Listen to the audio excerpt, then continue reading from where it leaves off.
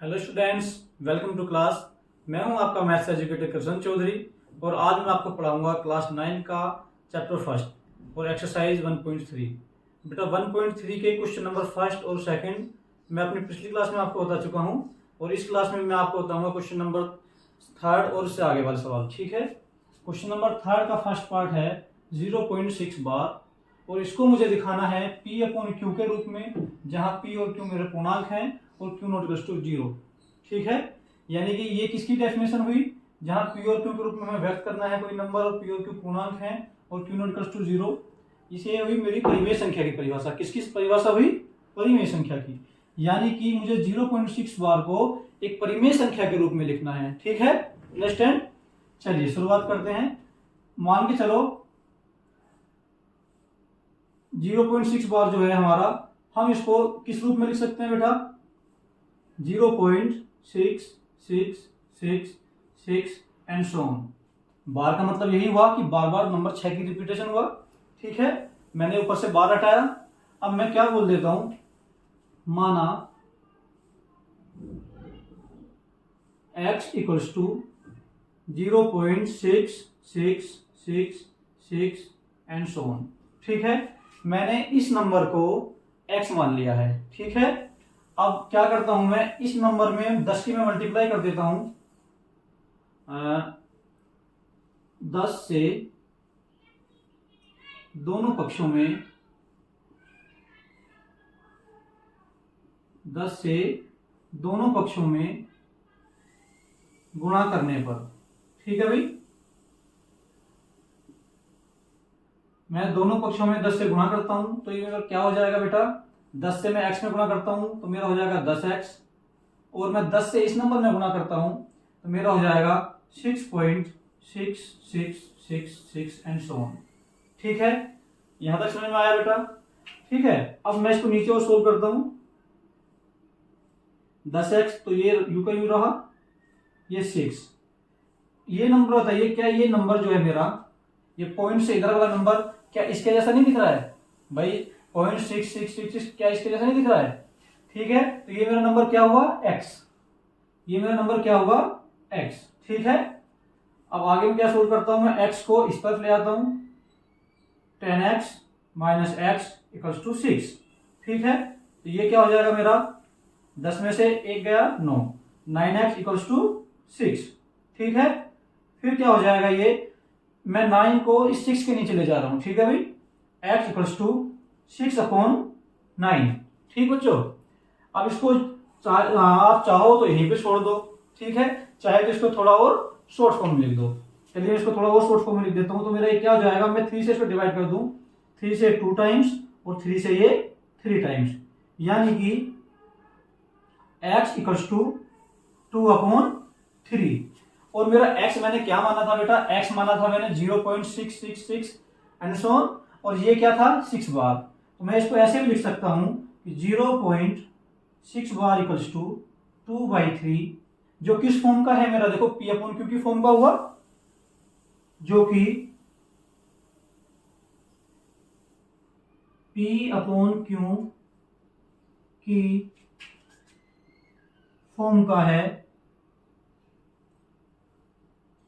या मैं इसको ये लिख सकता हूं कि जो कि P अपॉन Q के रूप में है। ठीक है, जो कि P अपॉन Q के रूप में है। मैं ये भी लिख सकता हूं जहां P और Q मेरे पूर्णांक है, Q नॉट इक्वल्स टू 0। देखिए मेरे P और Q पूर्णांक है, इंटीजर है, 2 भी और 3 भी, और Q की वैल्यू 0 भी नहीं है। ठीक है, तो मेरा आंसर क्या आया? 2/3। ठीक है भाई, ठीक है। अब इसका सेकंड पार्ट क्या है मेरा? सेकंड पार्ट है बेटा मेरा 0.47 बार। चलिए इसको मैं रफ कर देता हूं पहले, आप एक बार देख लीजिए हमने क्या क्या है। मेरा 0.6 बार था, इसको मैंने इस रूप में लिख लिया। इसको मैंने फिर x माना, x मानने के बाद मैंने दोनों पक्षों में 10 से गुणा किया, 10 से गुणा करने पर मुझे ये मिला। ठीक, फिर जो मेरा ये 10x तो ये यूं का यूं ही है, 6 ये हो गया। ये जो नंबर है ये मेरा x की फॉर्म का है, तो मैंने इसको x लिख दिया। इस x को मैं इधर ले आया। ठीक है, ये मेरा 9x हो गया। फिर इस 9 को मैं इधर ले आया, मेरा 6/9 हो गया। मैंने 3 से काटा, 2 टाइम्स काटा, 9 को काटा तो 3 टाइम्स काटा, तो मेरा नंबर हुआ 2/3। ठीक है, और मुझे यही इसमें दिखाना था पी अपन क्यू के रूप में, वही मैंने इसमें दिखा दिया है। ठीक है, चलिए इसका सेकंड पार्ट हम करते हैं बेटा। मेरा सेकंड पार्ट है इसमें 0.47 बार। ठीक है, उसको भी इसी तरीके से हमें करना है।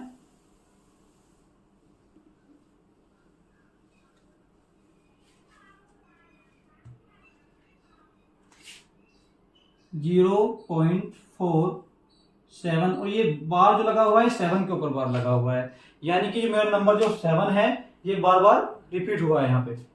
ठीक है, तो मैं इसको किस तरीके से लिख सकता हूं बेटा, 0.4777 इसी तरीके से मेरा ये आगे बढ़ता चले जाएगा। ठीक है, अब वही कंडीशन जो हमने लास्ट क्वेश्चन में फर्स्ट क्वेश्चन में इसके किया था, फर्स्ट वाले पार्ट में, वही हमें इसमें करना है। मैं मान लेता हूं, माना x equals to 0.4777 and so on. ठीक है, अब मुझे इसमें क्या करना है, देखो जो मैंने पहले किया था मैं इसमें 10 से गुणा करके देखता हूं। दोनों पक्षों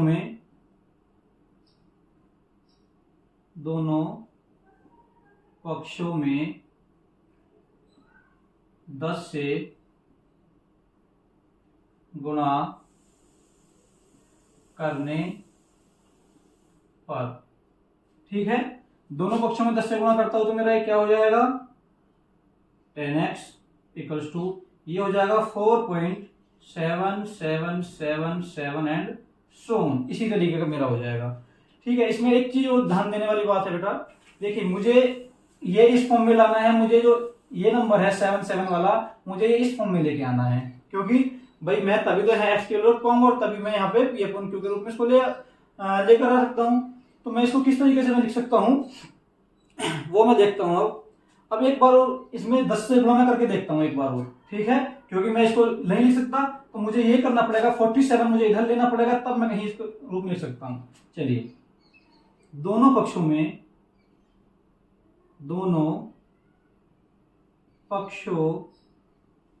में पुनः 10 से गुणा करने पर।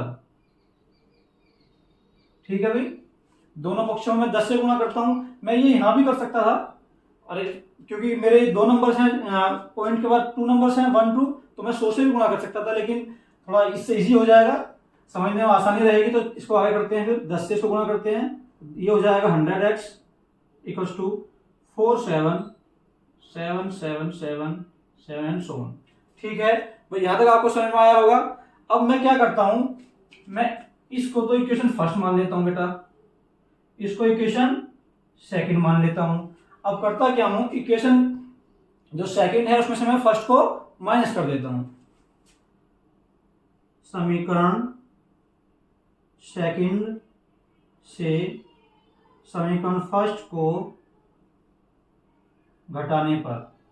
ठीक है, मैं घटाने पर क्या करता हूं, अब ये 100x था, ये 10x था, इसमें से इसको माइनस करूंगा मैं, 100x minus 10x equals to ये मेरा 47.777 एंड सो ऑन, ये है 4.777 एंड सो ऑन, इसमें से इसको मुझे माइनस करना है 47.777 and so on minus 4.777 and so on. ठीक है, चलिए आगे मेरे क्या निकल के आएगा बेटा, ये 90x इक्वल्स टू ये मेरा हो जाएगा 43, क्या हो जाएगा मेरा ये 43 भाई, ये इससे माइनस हो जाएगा 0.0, इस तरीके से मेरा नंबर हो जाएगा। अब देखिए आसान हो गया करने में, मैं इसको लिख दूंगा x equals to 43/90, x equals to 43/90, मैं 90 को इसके नीचे ले आया हूं। ठीक है, तो मेरे जो मुझे लाना था P अपॉन Q के रूप में वो मैं इसको ले आया।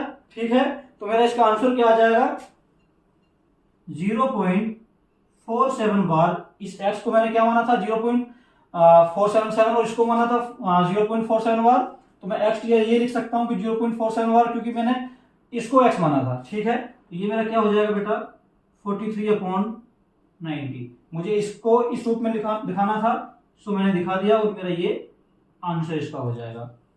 ठीक है, एक बार फिर से समझ लो, मैंने 0.47 बार को लिखा इस रूप में, ठीक। फिर मैंने मान लिया इस नंबर को x। अब मैंने क्या किया, दोनों पक्षों में 10 से गुणा की तो मुझे ये इक्वेशन मिली, ठीक। फिर मैं दोनों पक्षों में पुनः 10 से गुणा करता हूं तो मुझे ये इक्वेशन मिली है, ठीक है। अब क्या किया, इस इक्वेशन में से ये इक्वेशन को मैंने घटा दिया तो मुझे 90x और इधर 43 मिला, ठीक। मैं 90 को इसके नीचे यहाँ पे ले आया तो मुझे ये P अपॉन Q के रूप में एक नंबर मिल गया जहां P और Q मेरे पूर्णांक हैं और Q नॉट इक्वल्स टू 0 भी है, ठीक है। अब इसका थर्ड पार्ट करते हैं बेटा।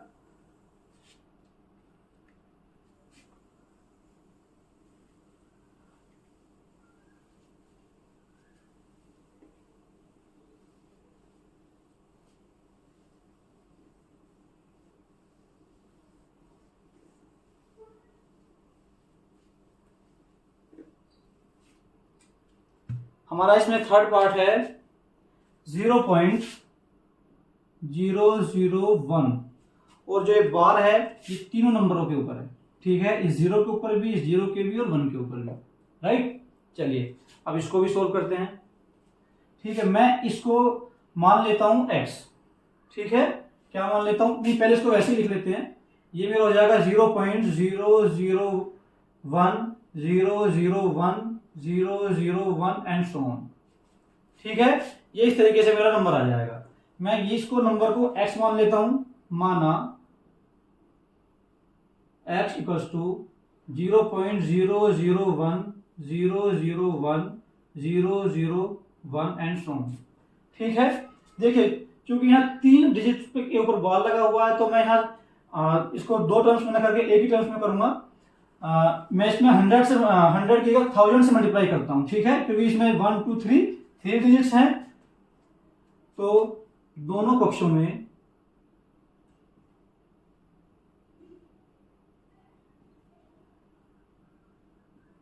दोनों पक्षों में 1000 से गुणा करने पर, मैं इसमें 1000 से गुणा करता हूं तो बेटा मेरा ये हो जाएगा 1000 into x equals to 1.001 and so on, ठीक है। चलिए अब मेरा ये कितना हो जाएगा, 1000 तो इधर है ही है, ये 1 हुआ और मैं ये जो मेरा नंबर बना ये क्या इसके जैसा नहीं बना, ठीक है, इसके जैसा बना। और ये क्या माना मैंने, x, तो मैं इसको लिख दूंगा x, ठीक है। चलिए इसको फिर आगे सोल्व करते हैं। मैं x को इधर ले आता हूं, 1000 x minus x equals to 1, यानी कि मेरा ये हो जाएगा 999 x इक्वल्स टू 1। और मैं इसको इस तरीके से लिख सकता हूं 1/999, ठीक है भाई, यहां तक समझ में आया। और मेरा x क्या है, मेरा x यही नंबर है तो मैं इसको लिख सकता हूं कि 0.001 बार इक्वल्स टू 1/999, ठीक है बच्चों।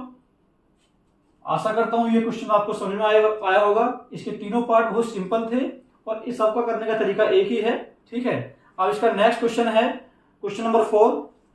वो क्या है हमारा, क्वेश्चन नंबर 4 है हमारा 0.999 एंड सो ऑन को P अपॉन Q के रूप में व्यक्त कीजिए। और क्या आप अपने उत्तर से आश्चर्यचकित हैं, अपने अध्यापक और कक्षा के सहयोगियों के साथ उत्तर की सार्थकता पर चर्चा कीजिए, ठीक है। ये हमारा क्वेश्चन है।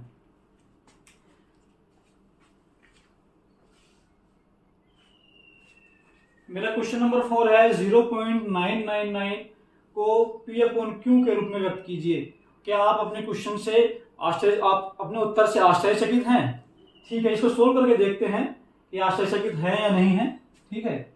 चलिए माना 0.999 and so on equals to x, ठीक है। मैं इसको x मान लेता हूं। अब क्या करता हूं, दोनों पक्षों में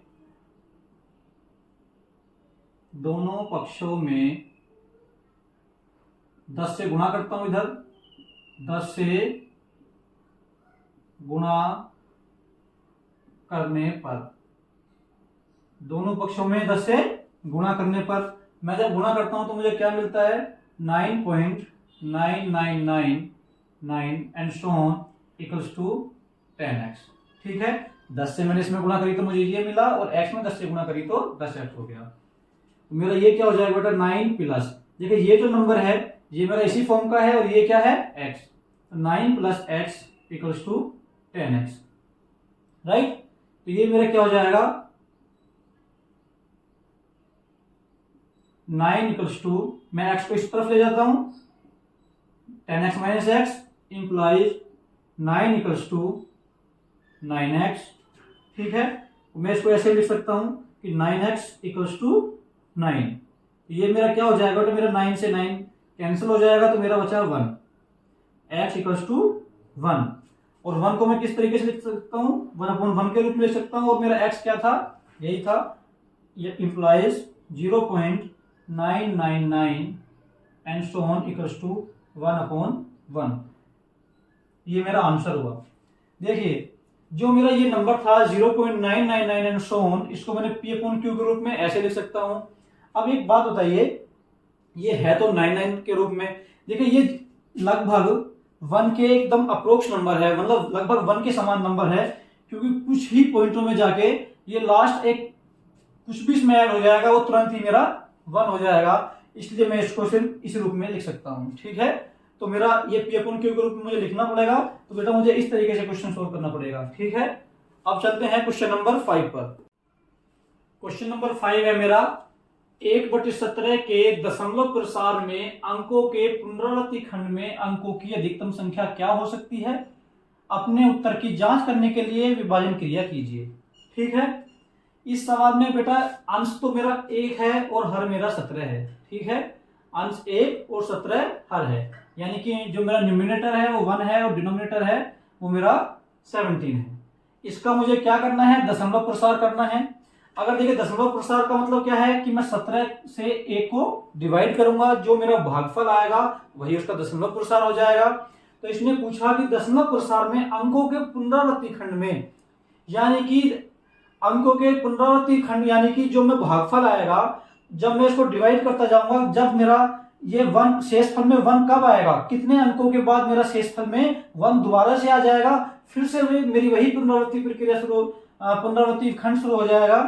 फिर 1 कब, मतलब मैक्सिमम नंबर्स कितने हो सकते हैं जिसके बाद दोबारा से मेरा शेषफल में 1 मुझे मिल जाएगा, इसमें ये पूछा गया है सवाल में। देखिए चूंकि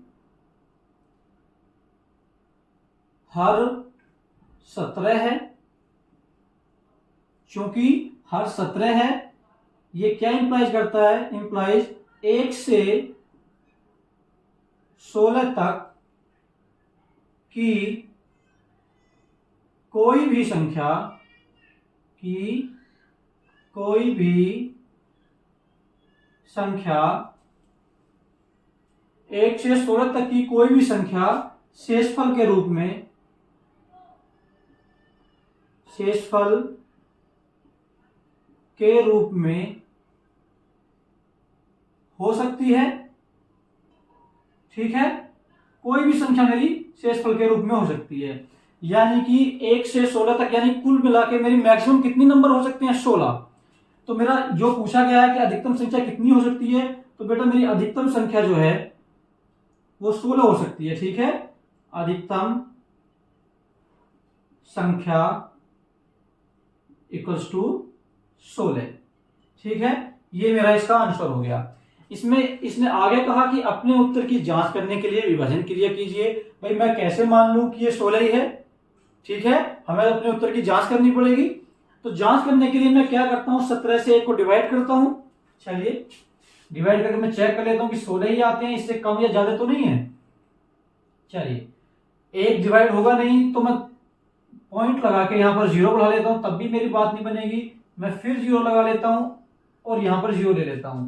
ठीक है, अब मैं क्या करता हूं, 17 का भाग 100 में देता हूं। 17 पंजे 85। ठीक है, मेरे यहां पर कितना बचा, 15। मैंने 0 बढ़ा लिया। 17 अट्ठे 136। मेरे यहां पर 4, ये 1, मैंने फिर 0 बढ़ा लिया। 17 अट्ठे 136।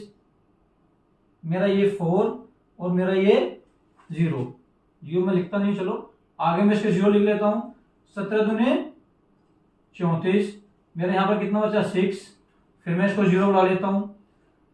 17 × 51, मेरा यहाँ पर क्या बचा 9, मैं 0 बुला लेता हूँ। 17 × 5 = 85, मेरा यहाँ पर 5 बचा, फिर मैंने 0 बुला लिया। 17 दूने 34, ठीक है।